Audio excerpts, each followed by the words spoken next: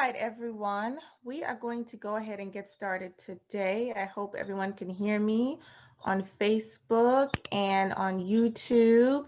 This is being recorded. So I had a couple of people call me and say that they wanted the recording. It's being recorded, so it will stay on Facebook. I won't take it down until next week, but I will eventually take all of these things down. Okay, all right. So today we're going to be discussing the 5 big issues that are facing nursing today. The reason why I wanted to discuss these issues is because I feel like a lot of people go into nursing and they don't consider all the factors, all the negative things that are involved. A lot of times people go into nursing because one, it's, you know, money wise, right? For monetary reasons, it's very rewarding, okay, depending on where you live, okay, of course. And also because it is a career that is in high demand, you will always have a job. So, but not everything is great when it comes to nursing. A lot of us that have been doing nursing for a long time, and I have been a nurse since 2005, can tell you that there are some negative sides that we rarely ever have a conversation about. And that's what we are going to have a conversation about today. The 5 big issues that are facing nursing today. Those are violence. A lot of people don't think violence occurs, but yes. Poor compensation as far as poor pay, poor retention, long working hours, and workplace hazards. These are things that we definitely need to think about more often, and you really need to consider them as you make your decisions about becoming a nurse. And even when you are a nurse, you should always think of these things. And we are going to go through them step by step and find out why these are very big issues in nursing today. Just a background story. I remember being about 8 months pregnant, and I worked in a rural community. I won't mention the state, but it was a very large hospital. And I worked in the ICU and I was highly pregnant. And a gentleman came in that was pretty much a 5150. Mind you, in a lot of hospitals here in the United States, we tend to take these patients in and we make them a one-on-one if we know that they're difficult patients. The reason for this is because we do not have adequate mental health care services in the United States. So a lot of these mental health patients usually either end up in the hospitals, okay, with nurses. Now listen to me, with nurses that are taking care of them, or they end up in the prison systems because they just don't know what to do with all of these nurses. So this was the case. I was taking care of an individual that was a 5150. Now, this individual was, I want to give you the picture, tied up, if you've ever taken care of mental health patients, tied up, the hands to the bed, the legs to the bed, and the chest, we had a restraint on the chest. It's what we call a posy chest, which has now been banned in several states due to suicide, right? Or accidental deaths. So this was like arms, legs, chest, everything was tied up. And here I was, pregnant, 8 months old.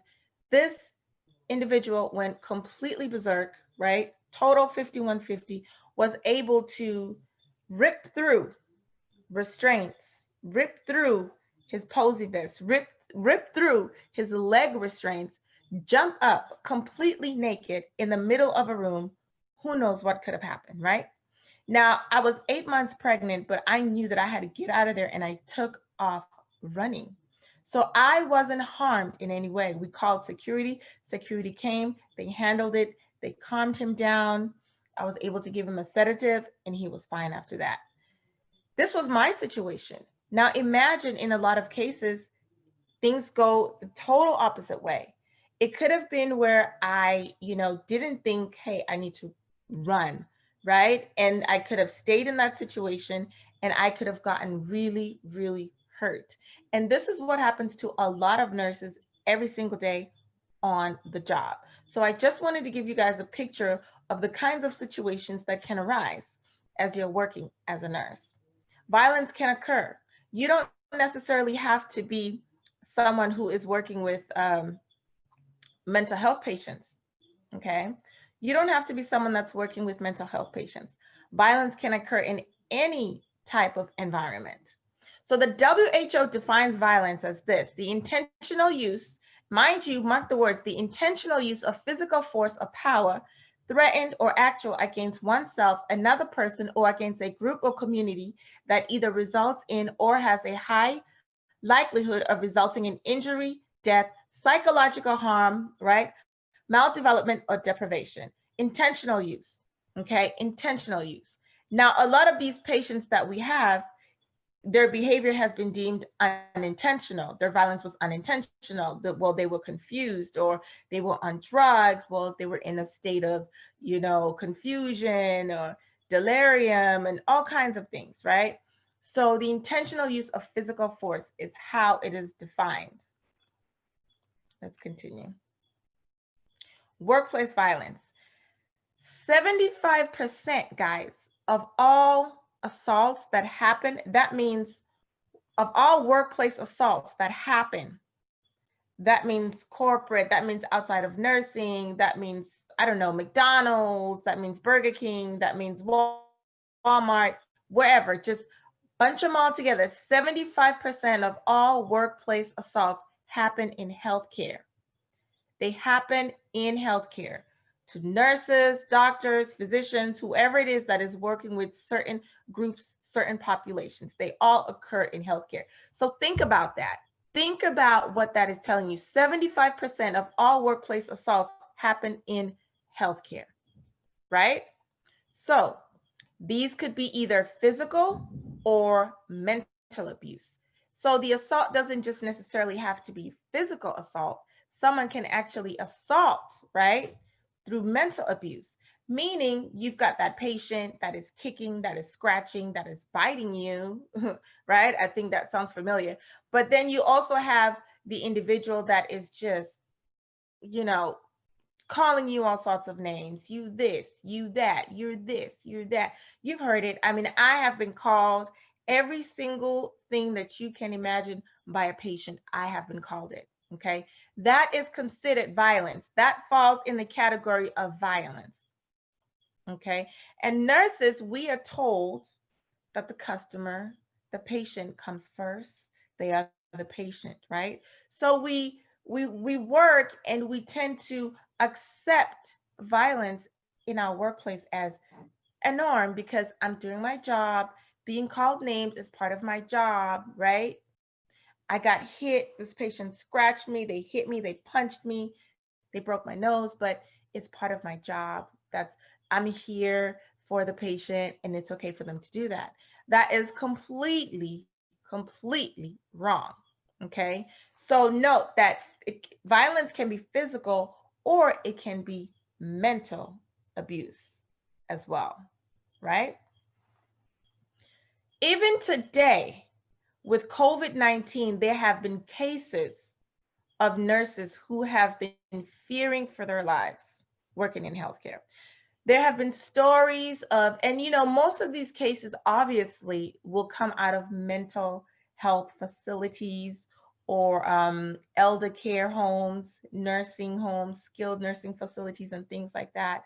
But we have had patients pick up knives, patients pick up scissors, and just start swinging them around at nurses, picking up things that can really do a lot of damage.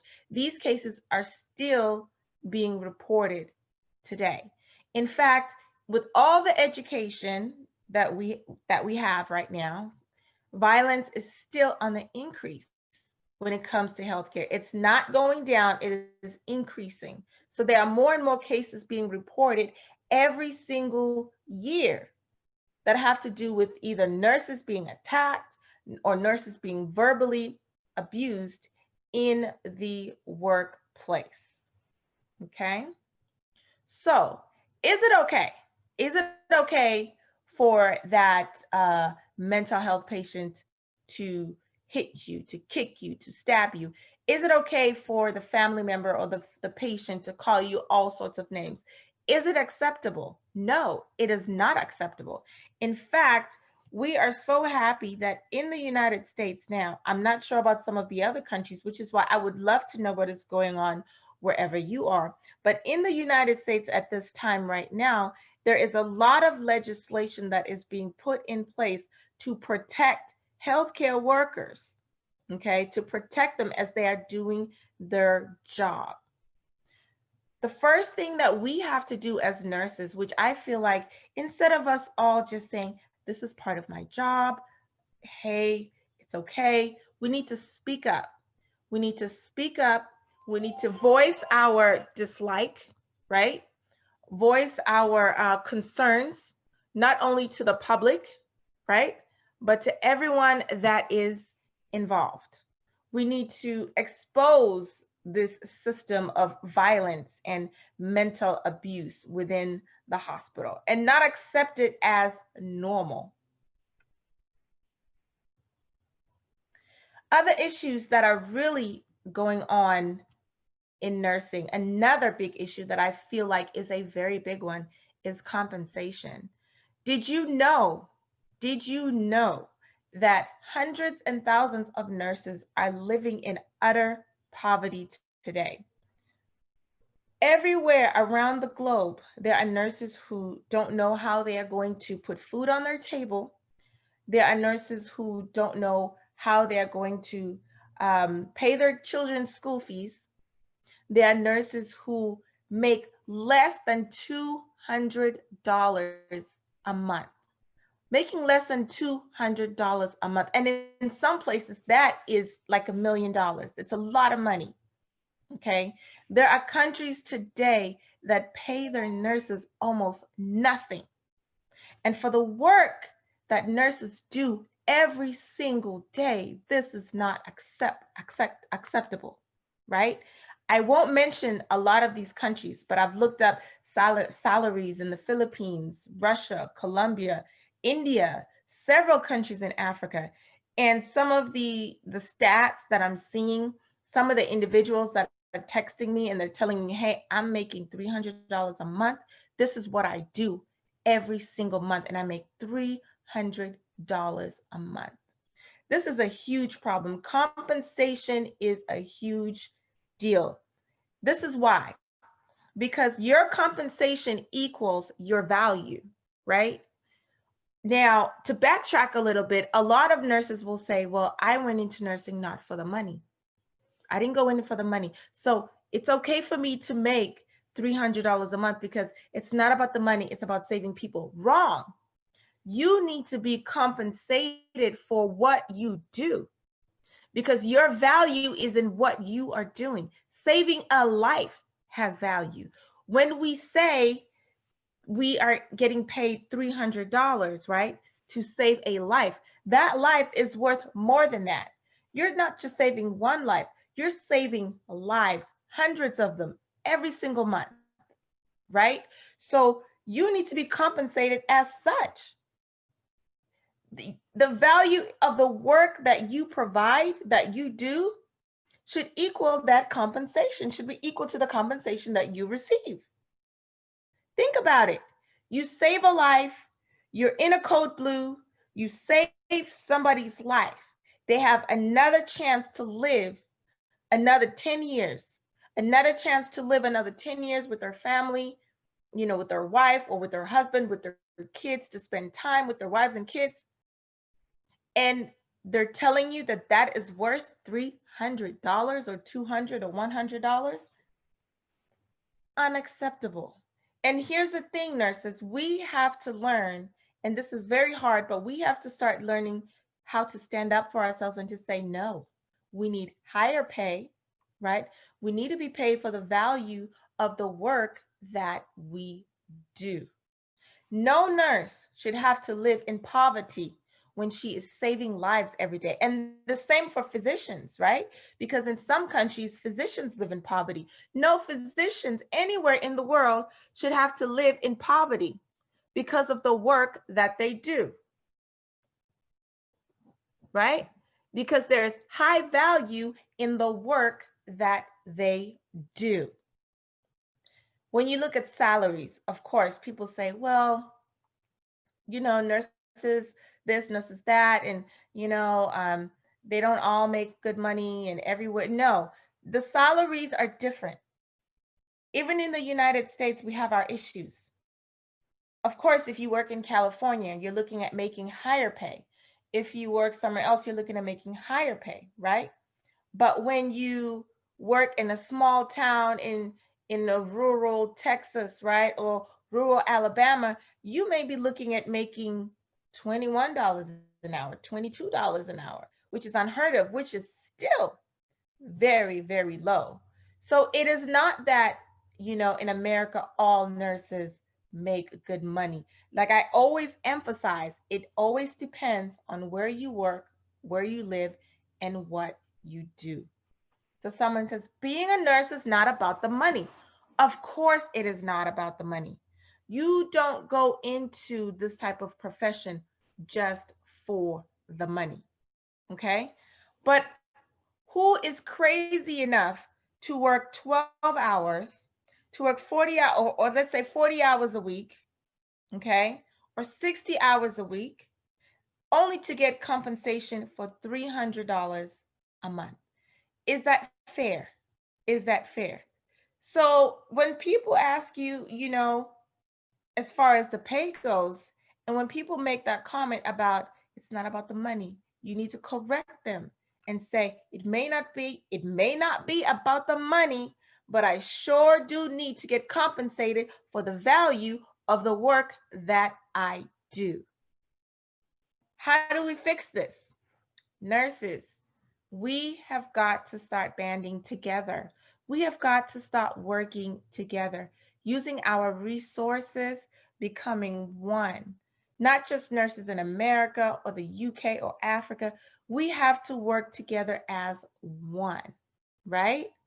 And when we stand together, then we can advocate for each other in some of these countries where nurses are making $100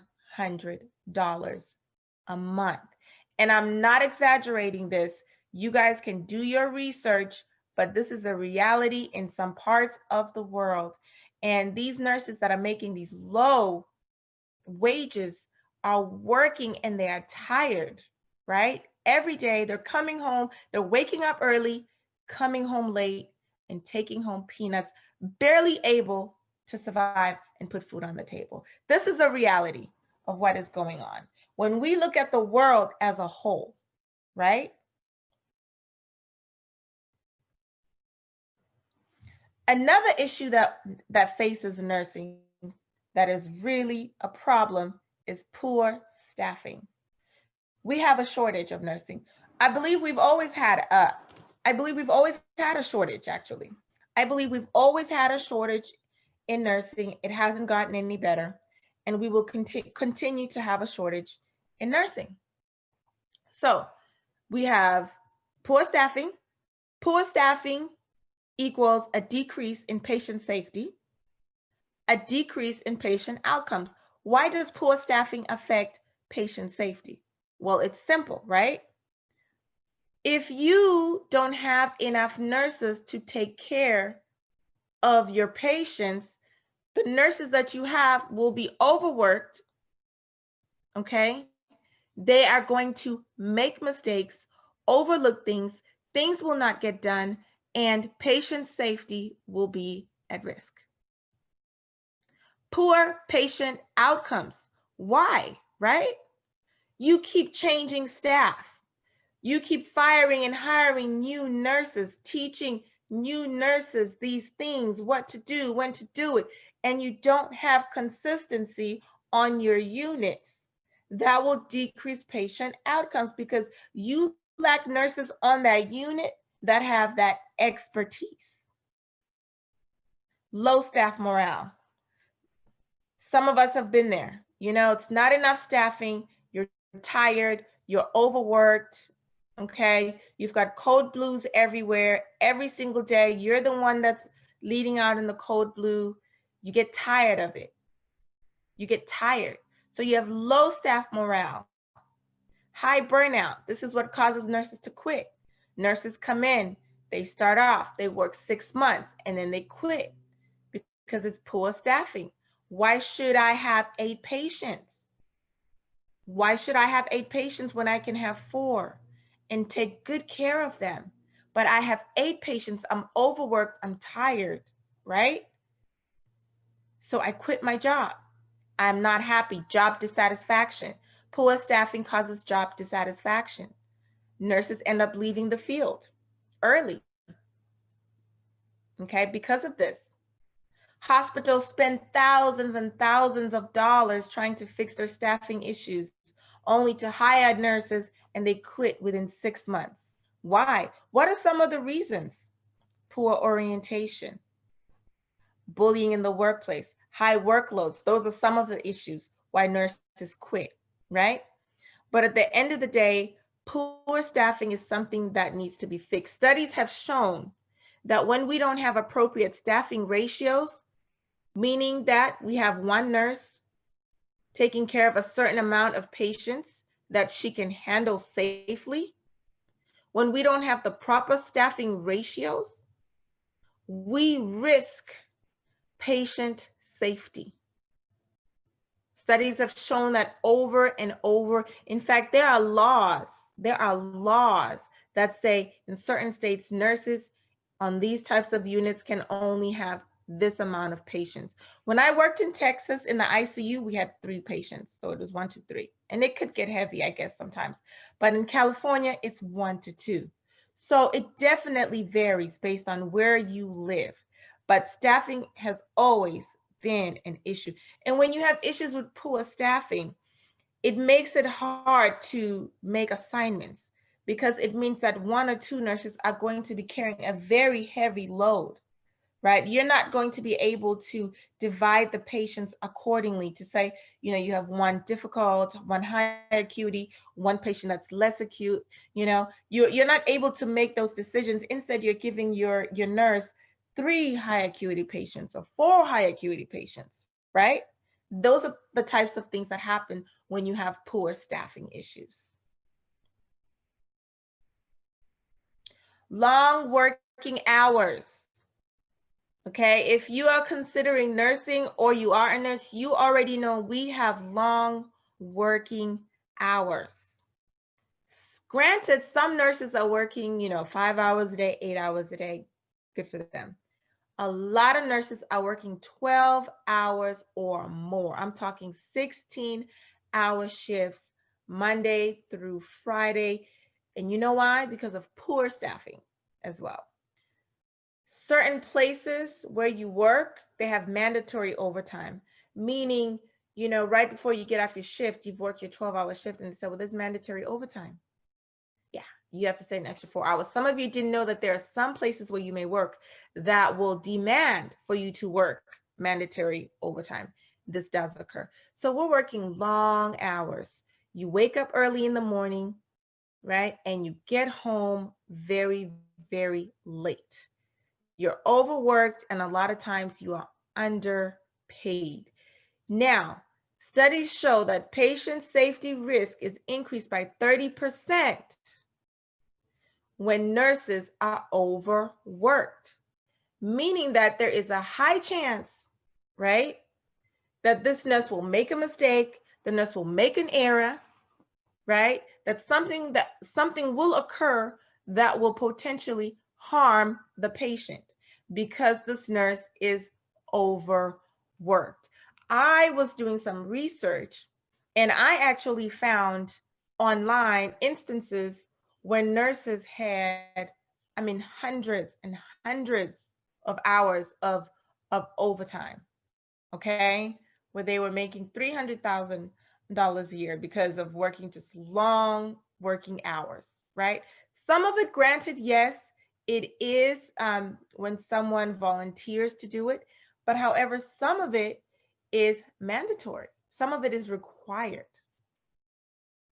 So nurses are more prone to make mistakes when they are working long hours. These are some of the things that you have to consider as you decide if you want to become a nurse or not. The last thing is workplace hazards. We rarely ever think about these things, right? Let's just look at one thing, COVID-19, you know what it is, right? COVID. Over 600 nurses have already died. Since January, over 600 nurses have already died. nurses who are infected, right, with this virus. Nurses, you go to work and you put your life at risk. These are nurses who may or may have not used the appropriate PPE, but over 600 of these nurses have died so far. Needle sticks. Needle sticks. I've met patients in my practice who were nurses that contracted HIV and AIDS because of an accidental needle stick. Right? These are the types of things that can happen. In fact, when I was a Novus nurse, I had an issue where I accidentally pricked myself with the needle. I don't even remember, guys, what I was doing. I don't remember if it was an insulin needle or what, but I remember that I injected this patient and then I did something and I pricked myself in my hand. And I had to go and report it, and there had to be an investigation into the patient's background, his health history. Blood work had to be drawn. It was a very, very serious thing. Now imagine if my patient had, HIV or any other type of disease that could, right, that could potentially really harm me. Okay, but luckily that wasn't the case. But for many nurses, they contract a lot of diseases from needle sticks, contamination, right, from blood and body fluids, infections, other than, what we're seeing now with this virus that's going around, there's other infections that nurses can get and take home. We come in contact with rare conditions, okay? We come in contact with flesh-eating disorders, right? People who have all kinds of bacteria, meningitis. I mean, we come in contact with so many dangerous, right, hazardous things that can really harm us. And so we all need to take that into considerations, and we shouldn't be those nurses that say, well, not me, not me. There have been nurses that report and physicians that they are doing everything correct, but they are still contracting this virus. So nurses put their lives on the risk every single day. Other injuries, falls. How many nurses have fallen on the jobs, right? Falls happens all the time. Back injuries. I don't know every year how many nurses leave work, take time off because they get a back injury. I have injured my back several times. Okay, back injuries because of the work that we do.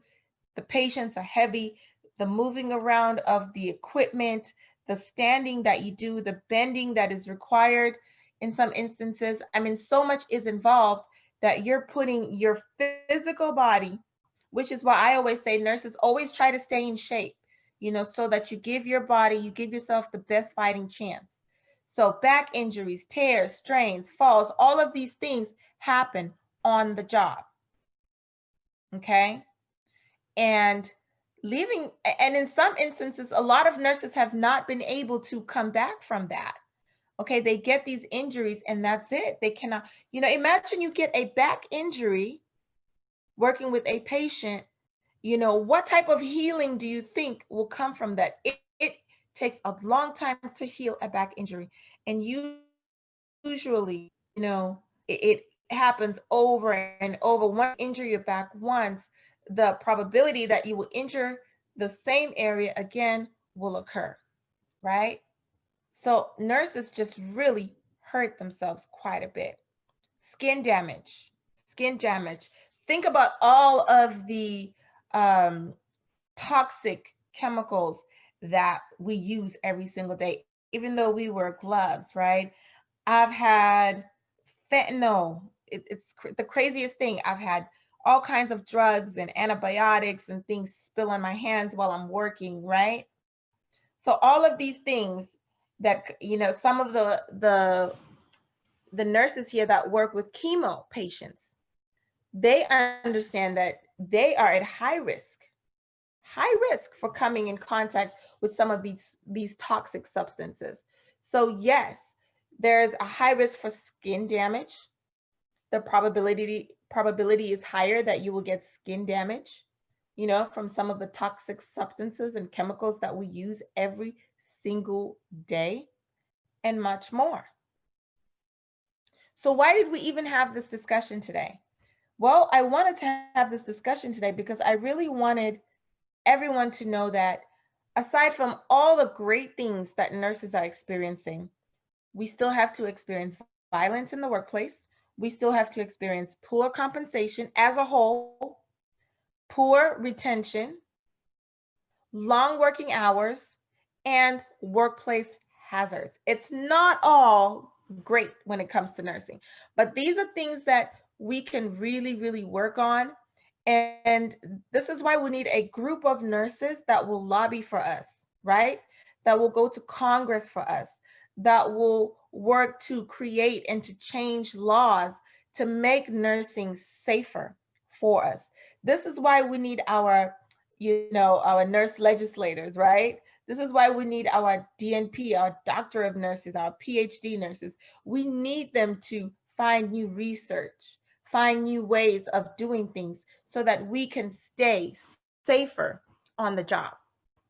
Okay, so I hope that you understood that there are also 5 big issues facing nursing today outside of, all the good things that are happening today. All right, guys, that will be it for today. I hope you enjoyed this video. This video will be posted on Facebook and on YouTube. All right, see you later.